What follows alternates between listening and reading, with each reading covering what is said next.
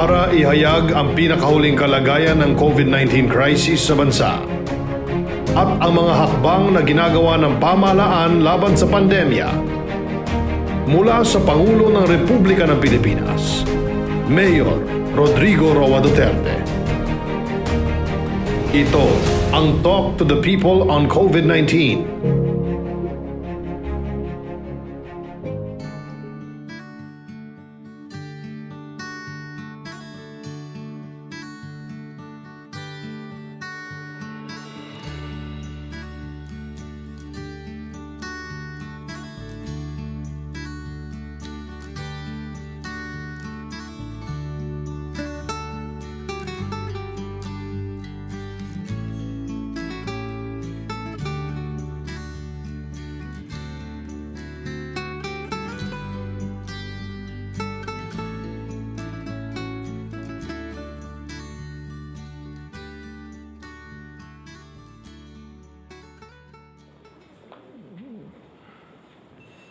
First, we will take up the vaccine acquisition a little bit later.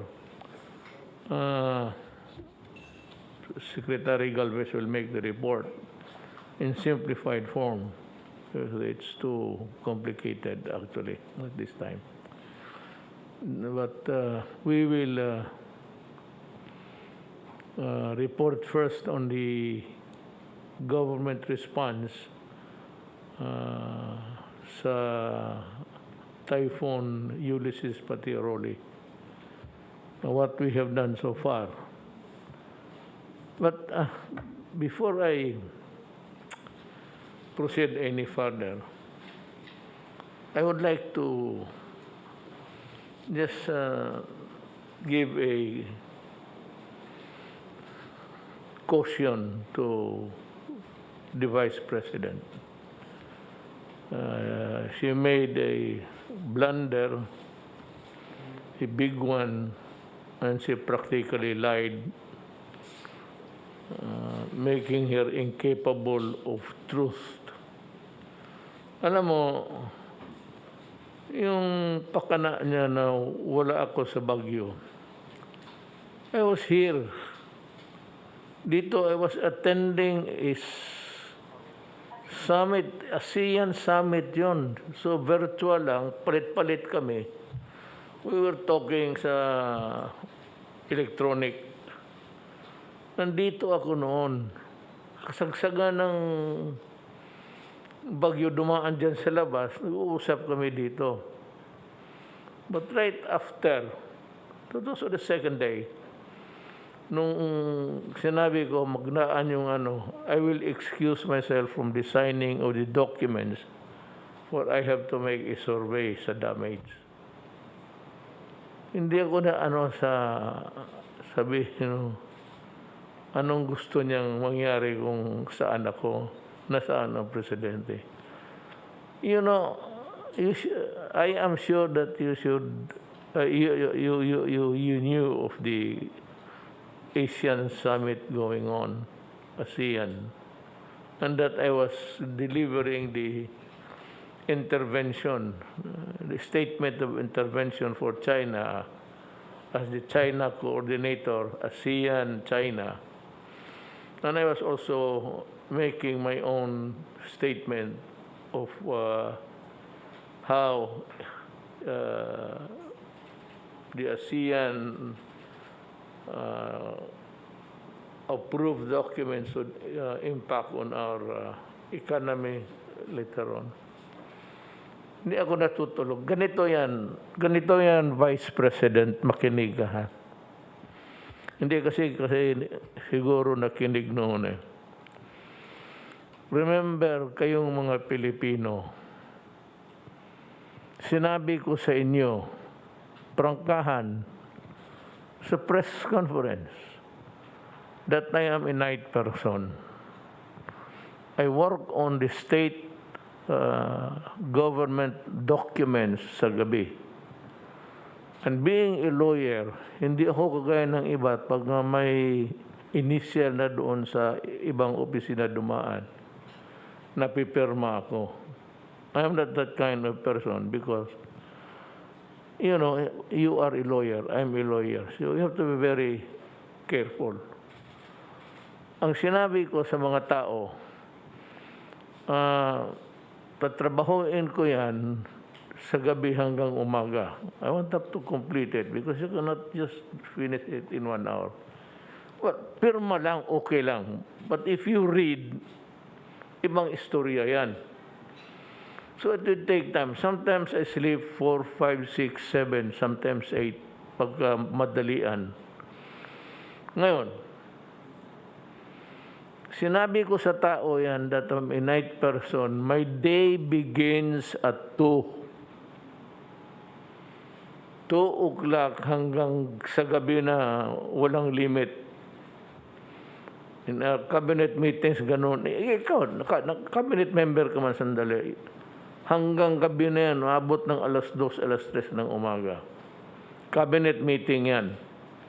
Alam mo yan.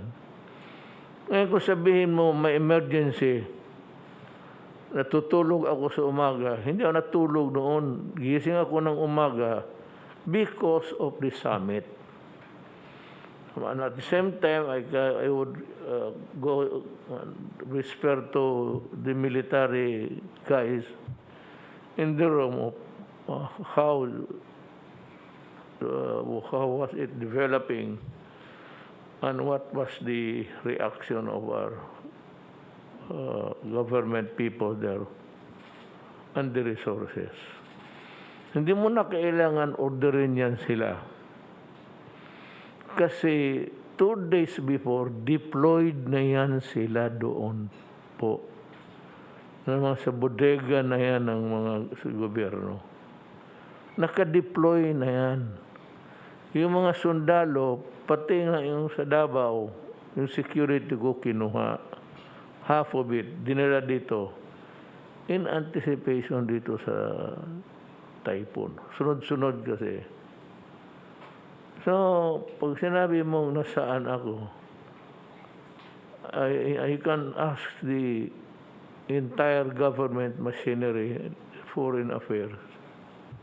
Nandito ako nagsasalita.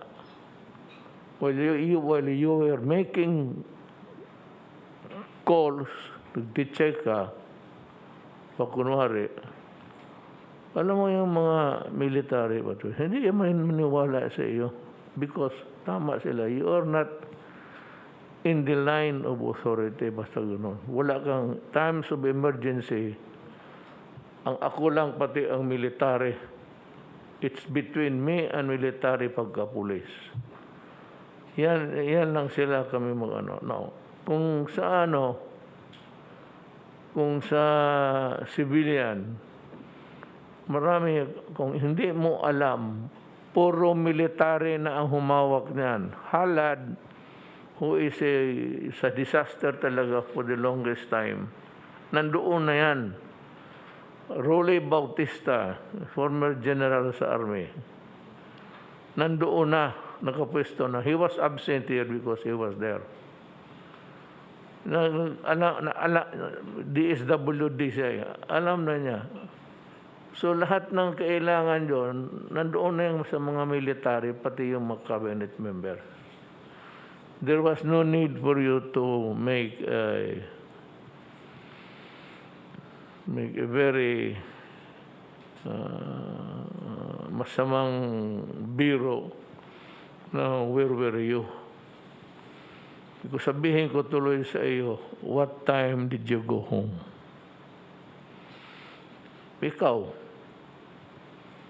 nung gabi, anong oras ka umuwi? Isang bahay ka lang ba? 2 bahay ka? Tatanong lang ako. Kasi congressman ka. At kaninong bahay ka natagalan? Yan sabihin ko sa iyo. Huwag ka masyadong purma-purma. Hindi mo talaga panahon.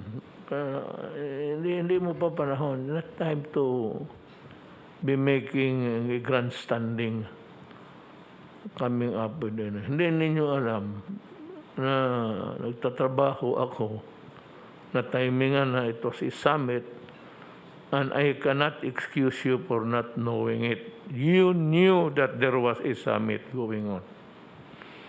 And you had the goal to say, nasaan ang presidente? Kasi alam mo, siguro bagyo, I could not make myself available. But, kung yan ang paradigm mo sa pagtingin mo sa presidente, sabi mo, nasaan ka, presidente? The storm was all over Luzon. Saan mo ako gustong ilagay noon? Sa inyo, sa Bicol, sa bahay ninyo, sa Naga? O dito ako sa Parañaque? May baha rin eh. So where were you? Hindi na kailangan ako mag-order at mag-order ka pa on the day. God, you are presuming that I should be giving orders on the day of the storm. That is stupid. That is why you cannot become a president, really. Mahina ka eh. Wala ka nang ibigay ang order kasi ang order na ibigay na 2 or 3 days. You do not give orders on the day of the war. Patay ka.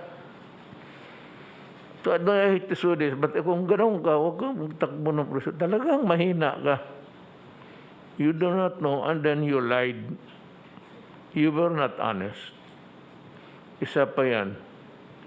When you, alam mo may summit going on. ASEAN summit. And I was giving the longest speech there because I was the intervention in the plenary. Yun ang totoo dyan.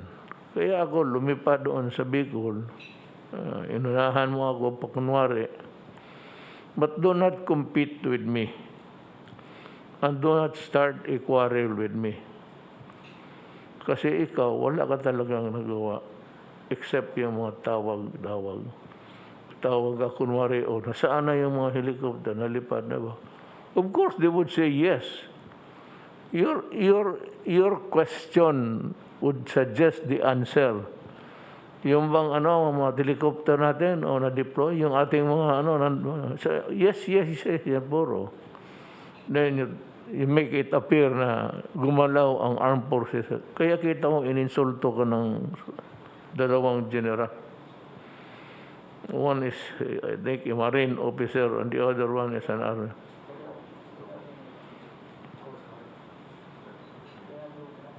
Kunalugay, Kita ka na insulto ka. You are not part of the command. Dalawa kasi, for all you know, abogado ka man. Dalawa ang role ko. Nandito ako sa taas. Isang linya ko is the armed forces and the police.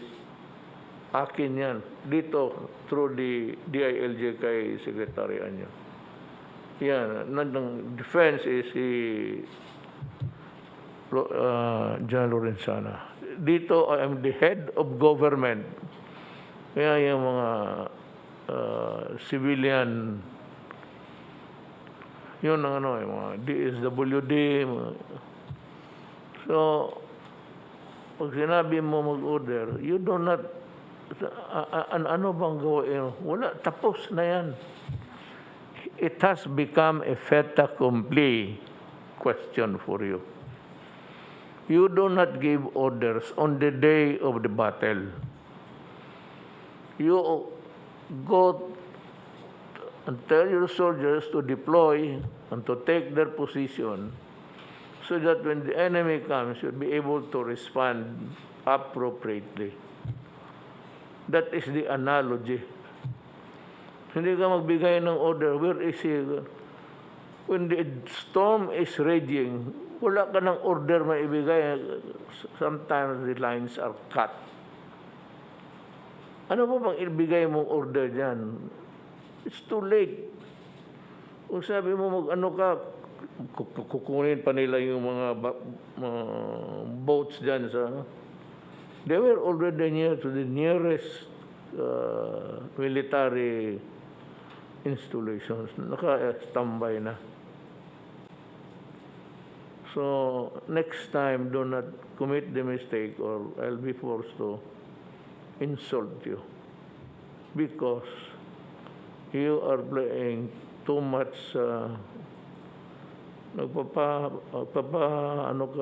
pa-beauty ka ng ano. It's not the time for you. During the campaign, paalis na ako. Sige, subukan mo. Matagal na ako maraming sabihin sa iyo, pero reserve ako na lang. When you start your campaign, kung magtakbo ka ng presidente, waswasan kita ng gusto. Well, this is your nightmare. Sabi ko, pagka-incompetent mo, and you were lying. You knew that I was working. You knew that there was a ASEAN summit. Do not tell me that you do not know about these things. You are the vice president of this country. And you cannot pretend that you do not know what was happening sa gobyerno. At timing may typhoon, and so, yun ang nangyari. We have to, akong dito, I was busy with my intervention. ASEAN summit yun. Usually we go out of our countries to attend sa Vietnam ngayon, the venue. But it was impossible. By Baguio, may COVID pa. We do it by teleconferencing. Itong ganito. So, next time, count your marbles first before you let them. Yung marbles mo sa kamay mo, huwag mo masyadong ilaro kaagad na hindi ka sigurado.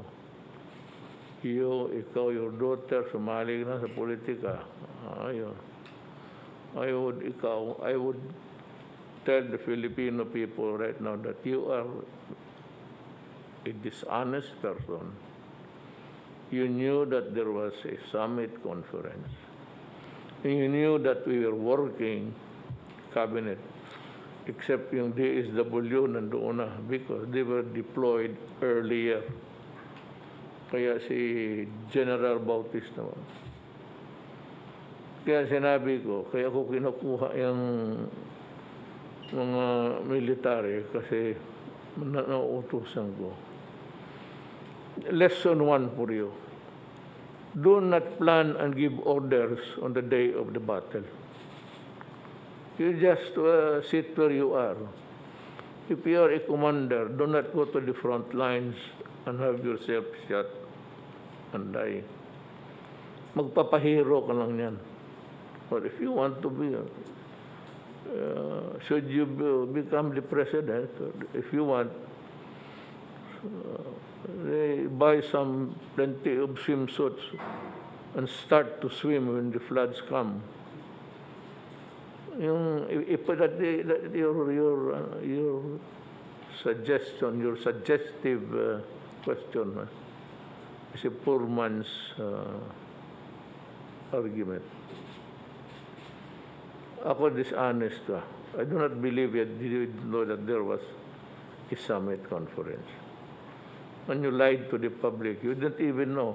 Or you don't even know how to tell, how to present it. Na alam mo, meron tayo, without even mentioning me, do not mind me. I can survive. You not even remind the people na we are having a conference here and there's a storm.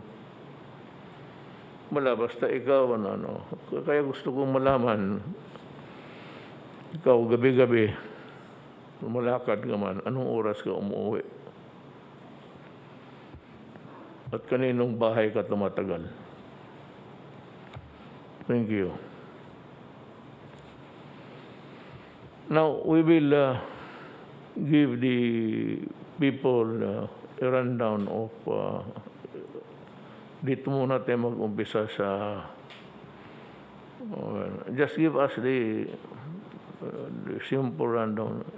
Huwag mo na do not go into the but if you have the PowerPoints, well, about the response of your departments during the COVID, then we will go to the bakuna, which is what the people are really waiting for.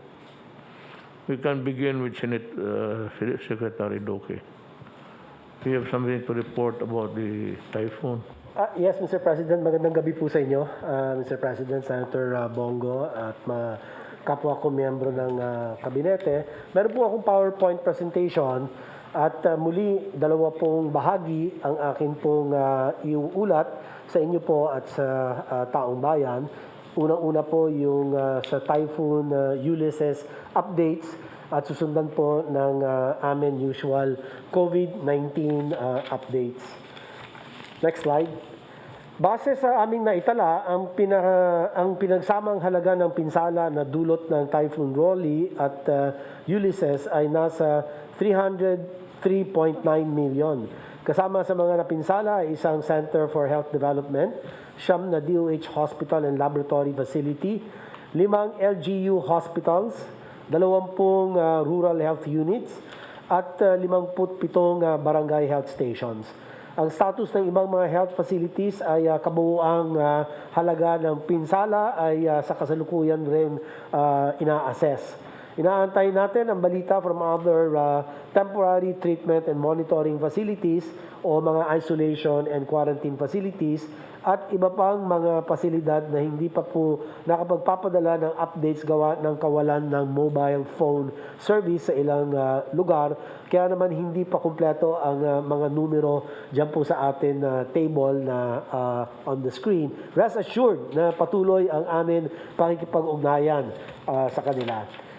Next, bilang tugon sa isa na naman na napinsalang kalamidad, ang DOH ay nakapaghatid ng humigit kumulang 13 milyon piso halaga ng mga gamot, mga medisina, commodities sa Cagayan Valley Center for Health Development na kung saan ay napakamalubha po ang pagbaha. At ganoon din sa Calabarzon CHD ay a little over 2 million pesos po ang halaga ng atin na ibigay na ayuda at mga 2.1 million naman sa NCR CHD. Patuloy din ang ating pakikipag-ugnayan sa iba pang apektadong Centers for Health Development, ang NDRRMC, ang Response Cluster, at iba pang health partners upang siguruhin may abot natin ang health services at masigurong efficient and coordinated ang atin pong pagtugon sa kalamidad na naranasan po ng mga komunidad, lalo na ang mga lugar na malubhang naapektuhan.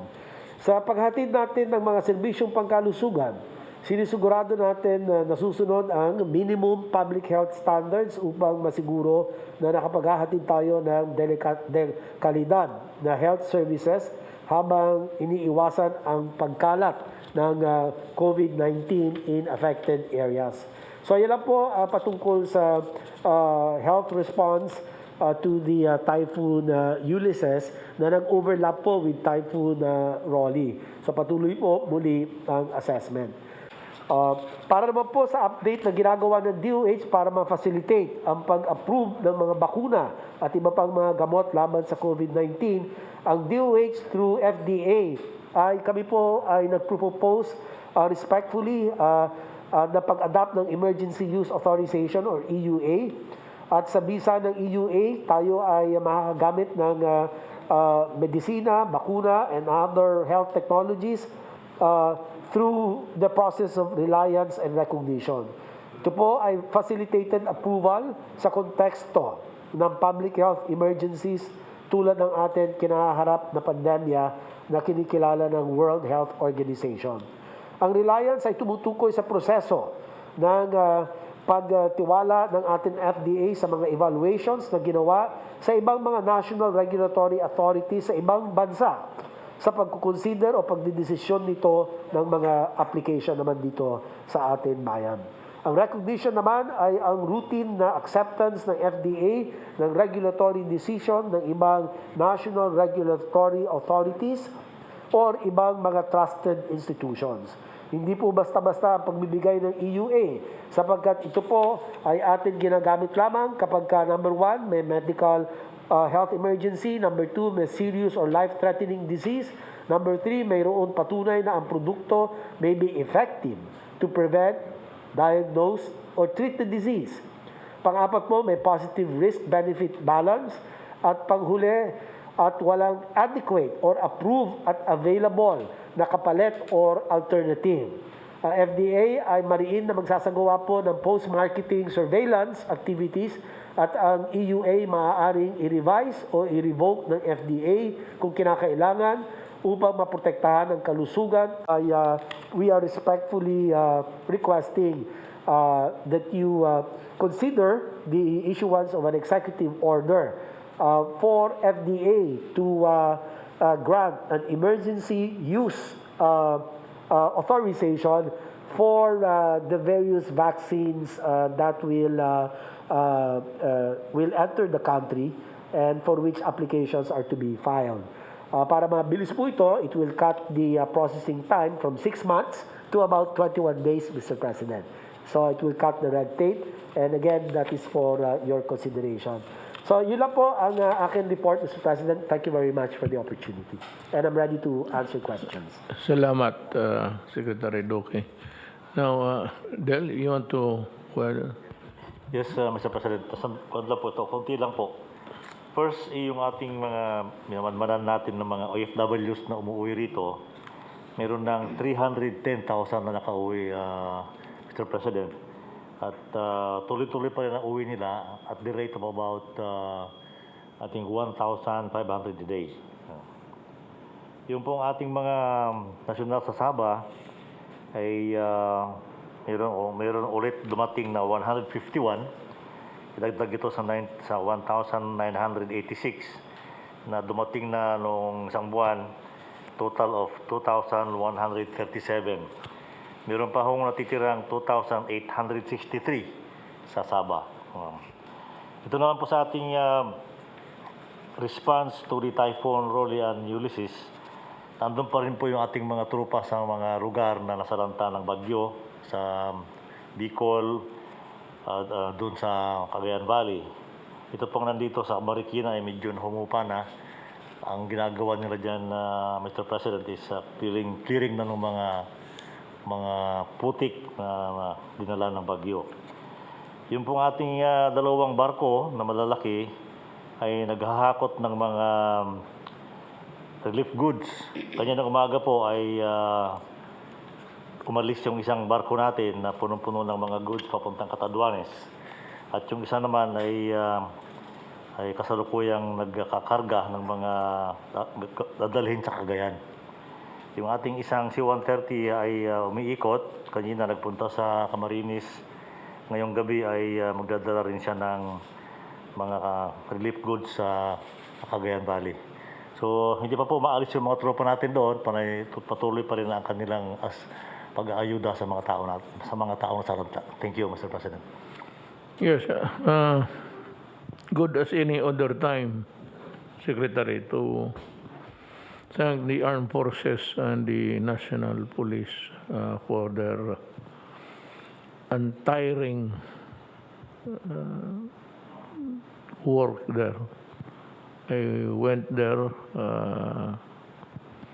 kasama man tayo, ay nakita ko kung ano ang kahirap na trabaho ng mga pulis pati military.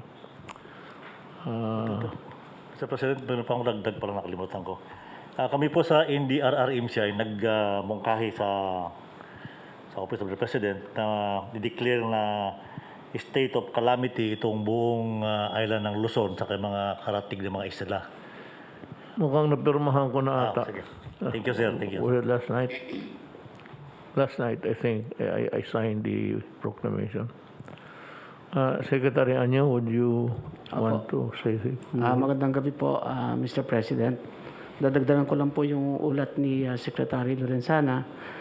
Patuloy po yung pakipag-ugnayan natin sa mga LGUs nasasakupan ng 6 na region at 19 na probinsya. Ito po yung tinamaan ng Typhoon Ulysses. Actually, sila rin po yung tinamaan ng Typhoon Rolly. As of kahapon po ay meron pa tayong more or less mga 200,954 families sa mga evacuation centers. Total of 692,169. Ito po yung mga inulat ng ating mga LGUs. At minomonitor po natin kung nagkaroon po ng outbreak o surge. At magandang balita naman po na as of kanina po ay pina-inspect natin at wala naman pong nagaganap na surge or outbreak sa ating mga evacuation center. Maganda po rin ang pagkaka-observe ng mga minimum health standard protocols. Pero nakita po pa rin namin yung kakulangan ng ating mga evacuation centers. So, kanina po sa aming Senate plenary hearing ay mayroon pong mga magandang pangako po yung ating mga senador sa pangunguna ni Senator Lacson na makapagdagdag ng pondo para po makapagpatayo at ma-repair yung mga evacuation center na nasira nitong Typhoon Ulysses. At sa kabuuan po, ang naging casualty natin as of today po ay 73 dead and 19 missing. Kung ikukumpara po ito sa Bagyong Ondoy, maliit pa rin po ito. Ang Ondoy ay Region 3, Region 4A at saka NCR. 3 region po, pero almost 500 po yung namatay doon. Dito po, covering almost the entire Luzon, with only 73 casualties. Nakapaganda po tayo. Katulad po nung sinabi ninyo na 3 araw pa po bago dumating ang mga bagyo na yan, nagmi-meeting na po kami sa DRRMC. At nakadeploy na po yung mga tropa, mga ahensya. In fact po, noong November 30 ng gabi, wala po kaming tulog niyan sapagkat nung lumabas po na nakalubog ang Cagayan, ay tuloy-tuloy po yung pag-ugnayan natin kay Governor, sa IFP, sa PNP, kasi ang naging priority po natin ay mailigtas ang lahat ng stranded na sa ibabaw ng bubong. Tuloy-tuloy po yun. Hanggang sa kinabukasan, nakarating na rin ang mga dagdag na tropa ng Coast Guard, ng AFP at saka PNP at Bureau of Fire Protection. So ito po yung template na ginagawa natin at marami po tayong nasisave na buhay.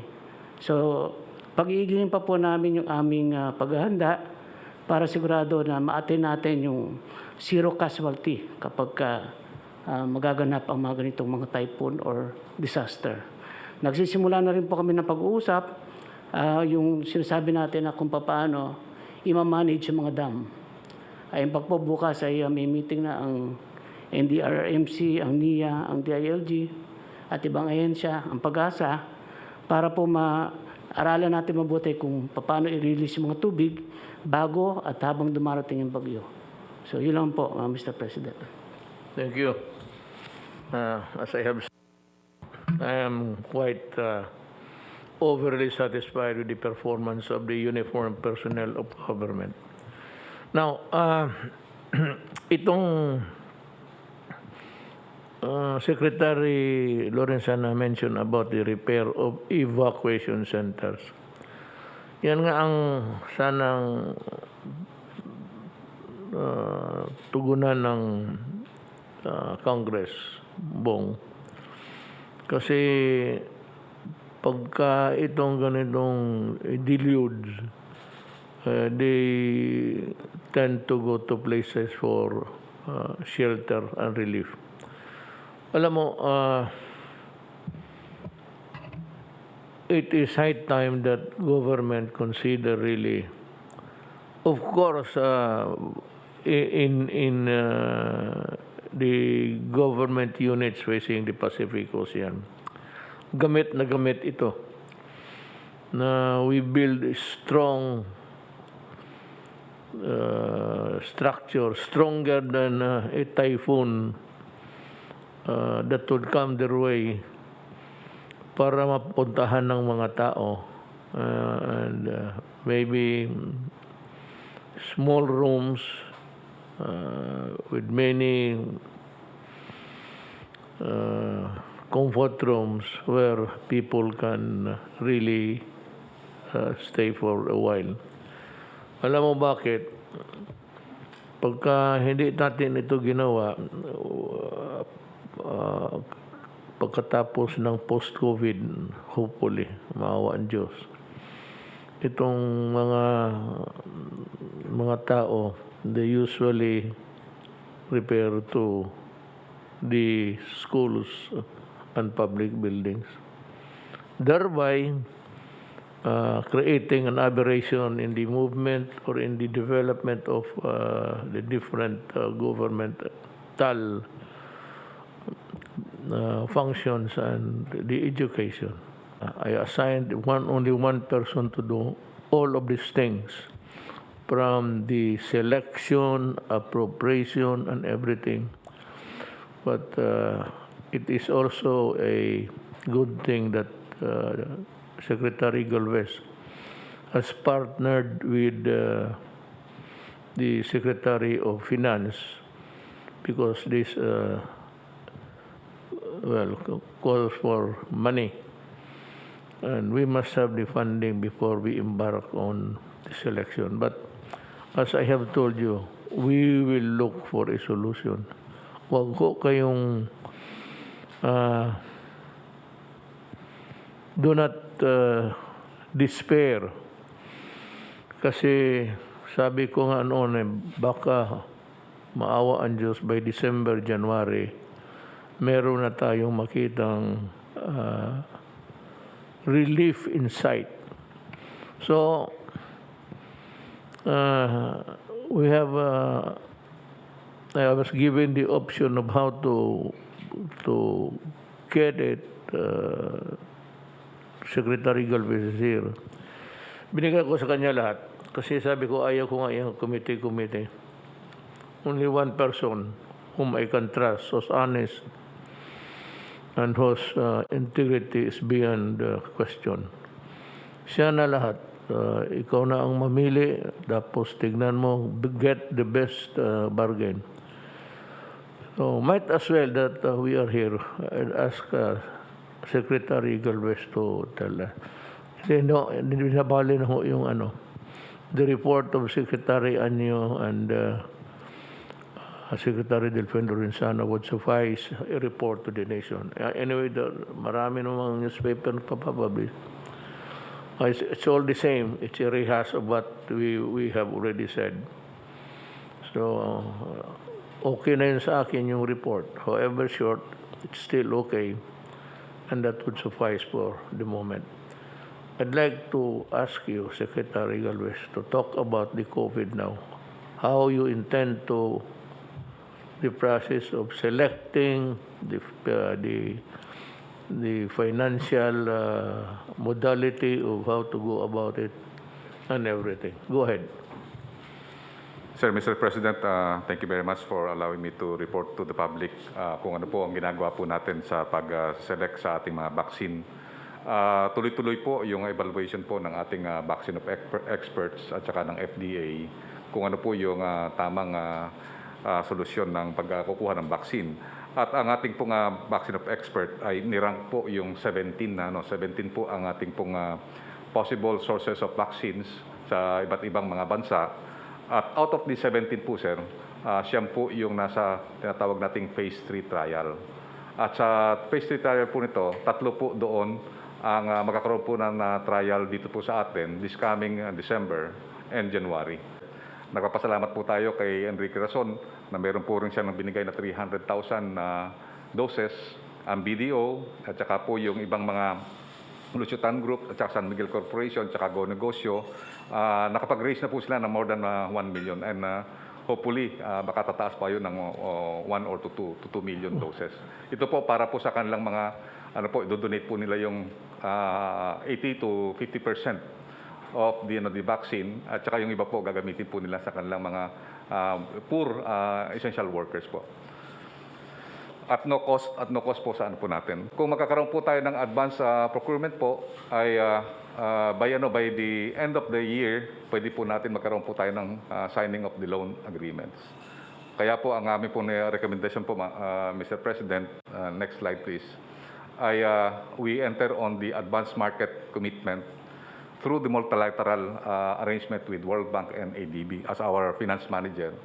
At the same time, we have to also to have various modes of financing, including private-public tripartite agreement without a cost with the government. So the private sector will finance it by buying directly to the vaccine company, but with the regulation that the DOH will be the one who will decide where the vaccine will be given. And then also, we have recommending the emergency use authority to be issued by FDA via a proposed EO as proposed by Secretary Duque. That's all, Mr. President. And hopefully, sir, kung makapag-move po tayo, we can be assured yung 30 million doses to 50 million doses by next year po, sir. Pagka nag-roll out po ang ibang bansa, we can also have our rollout here, sir. Thank you. So, mga kababayan ko, narinig ninyo si General Galvez. Ito yung pamaraan kung paano makuha. Iba't ibang pamaraan paano makuha natin ang COVID. Yun ang sinasabi ko. Now, may mga arrangement, may mga walang bidding, may bidding, o diretso yung executive order in time of emergencies, diretso na. Whatever it is, I have full faith and trust in the task force and yung tinuro kong siya kasi ang implementor, siya na ang bibili, siya na ang mamili, siya na lahat. At well, of course, you have to worry about the procurement. May mga pamaraan kasi na bago ka makabili, yan, yung bidding, yung ganon. But there is also a way of not doing it. If it takes time, then I can go directly and just issue the order to buy and to vaccinate the population. Secretary Galvez, I would like to remind you that we have this commitment that we will start with the poorest of the poor. So, may schedule ka na niyan. Yes, sir. Ang ano po, sir, natin, sir, based doon sa framework, sir, na sinabit po namin sa inyo po, sir, ng DOH, we will start with the frontliners, and then yung mga poor and vulnerable communities, and then also we will have the soldiers and also the servicemen, and also the essential workers po, sir. The soldiers include their families. Yes. Kasi for as long as one is not vaccinated, there is contamination in the family. So if you give it to a soldier, give it to the entire family. We will, sir. We will. Pamilya-pamilya na lang yan. Tapos yung in the matter of identifying the group, kasali si Secretary Duque will also take part in the selection. Basta unahin natin yung mahirap. Then paakyat. Kung tayo, kung aabot pa tayo, kung hindi na tayo aabot, pasensya na lang. But ang usapan kasi, mauna yung talagang kawawa sa buhay. So, they will be the first protected citizens of this country. Mukhang Secretary Roque, I'm waiting for your report. Well, sir, bumalik po tayo sa Cagayan. Po tayo nag-press briefing kanina. Pinuntahan po natin yung munisipyo ng Alcala kasi yun po yung pinaka-apektado ng pagbaha. At bagamat tama po yung sinabi ni Secretary Anyo na dapat siguro magkaroon ng synchronization sa pagbukas ng Magat Dam, sinabi po nung mayor doon na naging estudyante ko po na ang talagang problema po sa kanila yung Cagayan River, 400 meters wide, pero pagdating po doon sa munisipyo nila, nagkakaroon ng bottleneck dahil 118 meters na lang. So kaya po sila naging pinaka-apektado. Siyempre po umapag yung river dahil daming tubig na bumaba galing sa Ifugao, galing sa Sierra Madre, at lahat nag-converge po dun sa lugar nila. No? Parang ang comparison nga po, ang EDSA ay 6 lanes tapos magiging 2 lanes. No? So yun po yung dahilan. Kaya 25 out of 26 barangays po nila ay lumubog. So binigyan niya po ako ng kopya ng JICA study. Meron na pala akong JICA study noong 1987 pa na nagre-recommend na lawakan yung narrow port ng Cagayan River at ipararating ko po ito kay Secretary Villar bukas. We would like to help, pero let us understand the problem from the tamang perspective. Actually, the culprit there was the rainfall. How many inches, I really do not know. I have not checked. But sobra-sobra yung tubig. Whether there are logging or mining there, talagang bubuhos yung tubig. Yung kagaya ng sa Cagayan and other places, it was an extraordinary volume of water pouring down from the heaven. Now, itong mga casualties, ito yung nagmamine, nagbubutas kasi yan sila. You know, pag ang bukid, butasan mo, dito marami kayong nagbubutas, small mining, in search for the gold, in pursuit of the gold. Marami kayong butas. Yung tubig, papasok doon sa butas ninyo. Then, it stays there. And kung marami, it loosens, maluluwang yung lupa. Kaya, maglalambot, babagsak.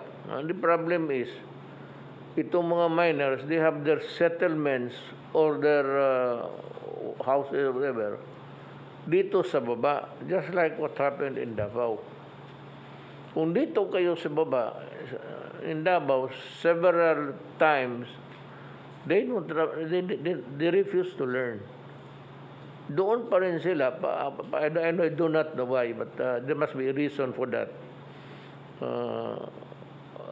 Doon sila. Pag bagsak ng ulan, puno yung mga butas, loosens the lupa. Pag landslide, doon sila sa baba, madadali. So, yun. Hindi sabihin na yung ano lang, yung mining lang, o illegal logging. Illegal logging is, alam mo, matagal ko nang pinag-aralan yan. Mayor pa ako yung illegal logging. Ang Pilipino kasi, yung average Filipino, they cannot afford a concrete house. So halos lahat dyan sa mga patawag natin at let us use the word as being understood by all. Yung mga squatters, puro kahoy yan. Bibili yan sa, including coconut wood. Ang problema niya, nung sa bukid, talaga magpuputol yun ng kahoy. Because ang mga Pilipino, yan lang ang, saan man sila magkuha ng simento. Pwede they cut the trees in Canada? O pupunta pa sila doon sa South America o Africa? So kung ano makita nila, nabibili, yung small scale logging, they make money because people are also buying. At karamihan niya, ginagawa ng excuse me, bahay ng mga tao. And the population is increasing, so the needs are also greater every year. Magtatayo ng bahay. And the temptation really to cut the trees in the mountain and bring it to the lower land, really to build houses. Kaya hindi mawala yung mga sawmill. Mahirap yan. I am in a quandary, actually, of how to solve the problem. Kung sabihin mo na you want to help, magsimento tayo, I don't know if that is really feasible or viable, if you may. Kasi mahal. Itong kahoy lang ng binibili ng mga squatters, pati yung talagang walang titulo, at they look for a place, squatting on some others' property. But yung raw materials nila, galing bukid yan. What I'm trying to point out to you is that all of the trees were cut long time ago, mostly by the loggers. Yung nagkaroon ng pera sa logging. Maraming yumaman yan. Doon sila kumuha ng kayamanan nila. Logging. Exportable yan noon sa Amerika, sa Japan. Yun. Yung naubos na yung talagang lumber, yun na yung naiwan. At yun ang kung pag-ano pa, sinasalvage na lang ng mga tao para doon sa mga bahay-bahay nila. So how to prevent that, I really do not know.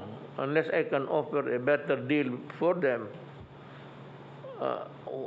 you just have to, even if it's a coconut, may panahon that the cutting of coconut is prohibited. So kawawa yung tao. He cannot, alam mo, ang tao, baski nagaano, however humble he is, gusto talaga magtayo ng bahay para sa pamilya niya. So where do they get the materials? They get the materials from the remaining, tatawag dyan, log over. Yung dinaanan na ng logging, at noon yung hindi pinutol kasi maliit pa, medyo ngayon malakas na, and they would try to, mahalaga na sa kanila yan. Yan ang, it's all over the Philippines, ganoon ang sitwasyon. So, ang pag-control na lang is really how to build, the dams are also not a good alternative kasi at one time you will have to release the water, otherwise a greater damage will be created. Kung mag-collapse ang dam, hindi mo hindi lang, butan dahan-dahan lang. Kung ang dam ang mag-collapse, there's a waterway created upstairs, babagsak yan doon sa mga tao. So that's my thoughts on the matter. But despite of its fury, we were able to manage. Hindi naman, I know that it leaves a bad taste in the mouth to say that minimal ang namatay. Pero hindi kagaya ng Undoy. Ngayon, medyo and because we have a better, marami na kasi tayong, we have been buying ang Coast Guard, sige bili ng itong mga rubber boats. And they were the ones that were deployed. Sabi nga ni siya yung sa disaster, siya yung chairman. He ordered the deployment of the equipments to save lives 2 days before. Kaya ipahawak ko sa military.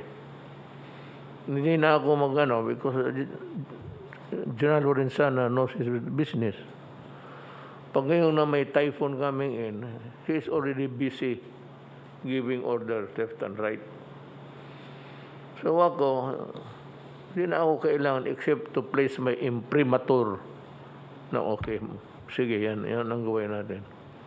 And that's about a few words.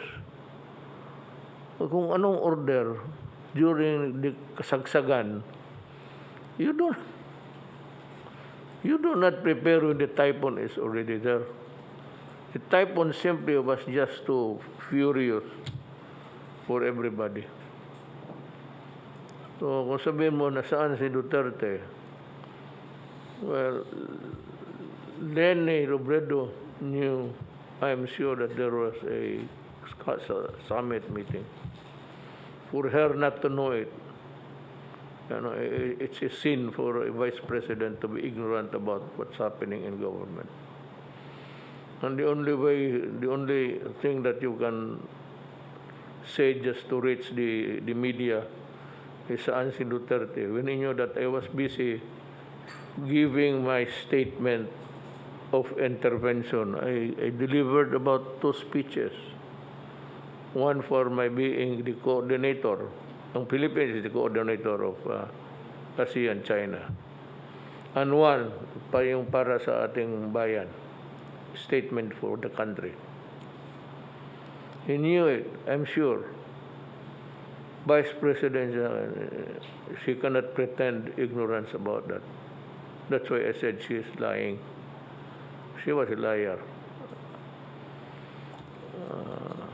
At gusto ninyong palabas, natutulog.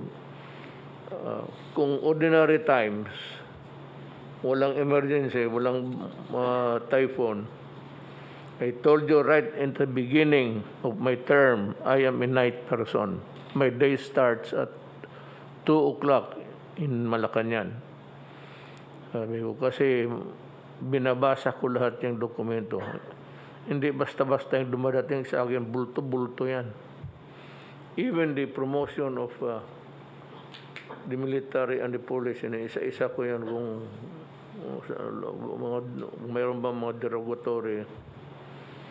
Kung meron dyan nakaatas, binabasa ko. Tapos kung hindi naman masyado, I go ahead with the promotion. I promote them in spite of itong mga Basta hindi lang mabigat na kasalanan. Ng insubordination, gano'n. Let their commanders do how to impose discipline. So yan ho ang nangyari sa noong bagyo. Nandito po ako, dito, I was delivering the statement for ASEAN as coordinator. Philippines is the coordinator. Then as a statement sa ating bayan. Nung kasagsagan ng hinihintay ko lang, but I told sila na pag lumampas yung bagyo, mag-take off ko. That was it. Nung sabihin mo maglangoy ako doon, alam mo kasi, kami lahat, we are workers of government. Trabahante kami.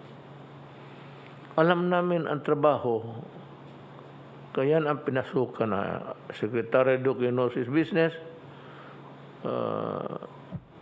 General Galvez,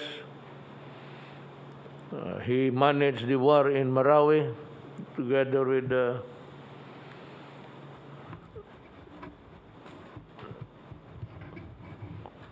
the others. Ang tanong ko nga sa kanila, kung magtanungan lang naman, if we go down to the basics, where were you during the Marawi siege? Wala akong nakitang opisyal doon. Senador o congressman. Except you.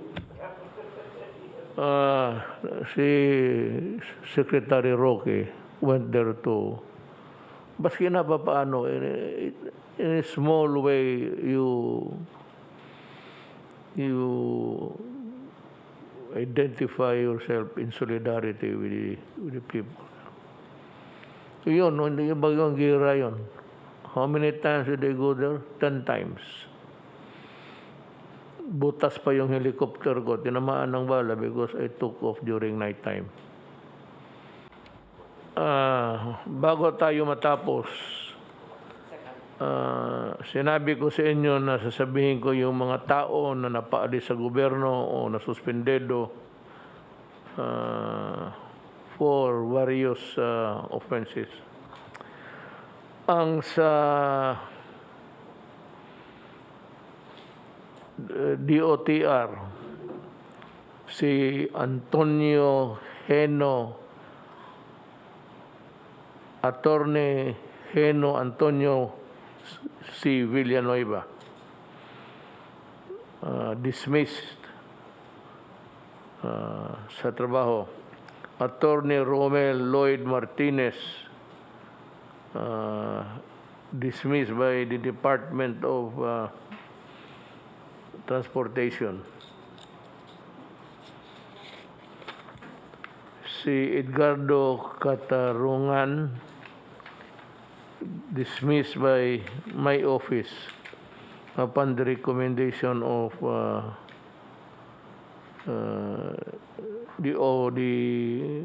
yung LTO. Si Romeo Buhay, suspendido lang ito ng 1 year. Pero he was involved in fixing activities sa LTO Bacoor District Office, favoring insurance companies and medical service. I will review the records. I think he should be dismissed. Sa Bacoor ito. Jose Julito T. Mandaya, officer sa LTO Mati, Davao Oriental, dismissed by the Department of Transportation. Si Edita Odilao Rodriguez ng Compostela Valley, that's Davao Puro, dismissed from the service. Mar Jose Maestrado, Department of Transportation, dismissed from the service. Si Jose Graciano Robles, suspended by the Department of Transportation. Again, I will review his case because I think he should also be dismissed. Dito sa Land Transportation Franchising Regulatory Board, si Jean Gunda, dismissed by the Department of Transportation for grave misconduct, receiving personal use of fee gift, bribery to. In other words, itong si Melanie Diaz, suspended for allegedly receiving 200,000 in exchange for a franchise. This is bribery. I am changing the penalty from suspension to dismissal. Manaro T. Labor, dismissed by the Department of Transportation. Attorney Samuel Hardin,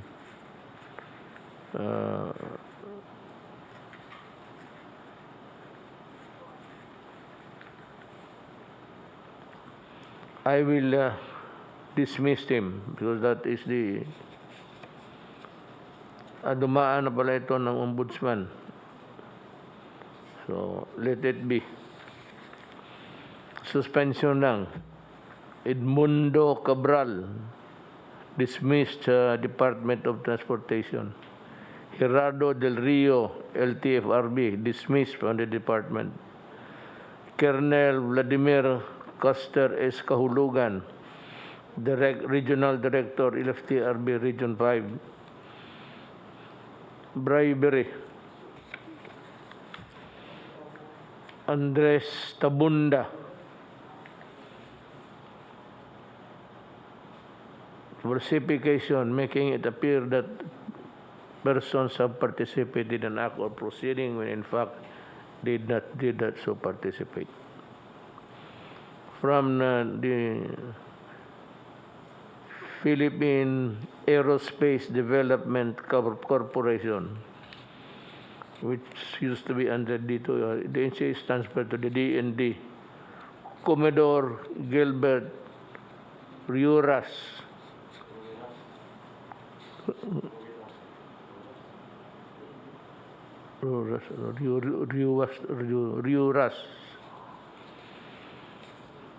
dismissed from the service. Emmanuel Bertusio, Chairperson, OTC.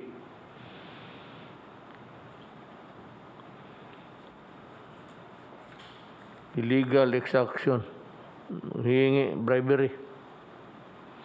Siriaco Bermejo, Office of the Transportation Security, dismissed by the department.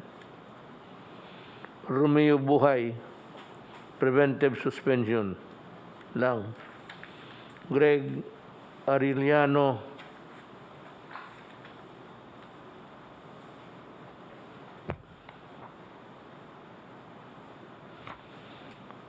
bakit ganito lang?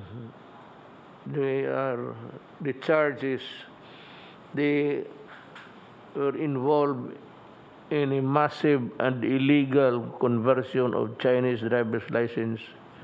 They allegedly processed and converted Chinese driver's license to Philippine driver's license based on spurious documents. They should be dismissed also. His job order personnel, Erwin Sosmisero, Francisco Ranches, Assistant Regional Director, LTO Region 4A. Illegal conversion of licenses of the Chinese, making it appear that it was the Philippines. Joselito Caballero, dismissed by the Ombudsman. Oliver Tudok, suspended by the Ombudsman. So, ito yung drive natin sa anti-graft and corrupt practices. Many more, kasi pending eh. Many more na may mga kaso. Baski na malakad ninyo na suspension lang, pagdating dito sa opisina ko, I can reverse any decision pababa, except the Ombudsman. Kung dito sa akin, pag basta may pera, conversion ganon, dismiss kayo. I will reverse the decision from dismissal to, from suspension to dismissal. Yan po ang nangyari sa ating drive, sabi ko, sa corruption. So, kung gusto ninyo, iba sa gobyerno, sige.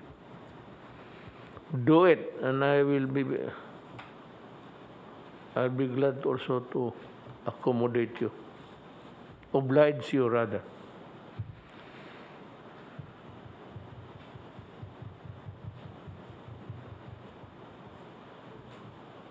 I-connect mo yun doon sa ano, bago matapos. Sir, yung mga estudyante po na loko-loko na ayaw pumasok, dahil nagpo-protesta, di raw sila magsasubmit ng academic requirements hanggang hindi raw natutulungan ng mga biktima ng typhoon. Yun po yung sinasabi nila. You are taking the cudgels of the poor ahead of your time. That is not your worry, that is the worry of government. Kami, sabi ko, nagtatrabaho kami. Government workers kami.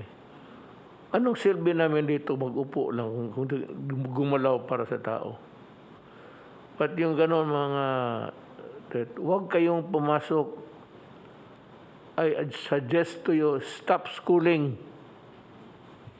until mabakunahan lahat ng Pilipino. You resume your duty. And you wait for another typhoon and see if the help that we extend is enough to your satisfaction. Bantayan na lang ninyo yung mga bagyo na dating at tignan ninyo yung mga nangailangan ng tulong na hindi natulungan. Then you protest again. Stop schooling. That will save money for your parents.